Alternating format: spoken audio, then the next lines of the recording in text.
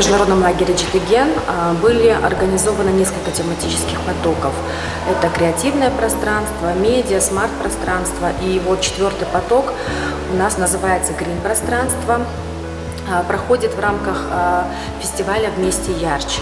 Почему мы выбрали эту тематику? Поскольку эта тема очень важна, и я думаю, что просто необходимо донести до детей именно вот такие вот важные вопросы, проблемы энергоэффективности, экологической безопасности. Мы взяли на себя серьезную миссию по формированию будущего поколения Кыргызстана, и поэтому очень важна для нас поддержка госучреждений, международных организаций. И радует тот момент, что именно вот ПРООН поддержали данный проект, и надеюсь, что это повлияет на формирование будущего нашего поколения со здоровыми ценностями и абсолютно с другим мировоззрением.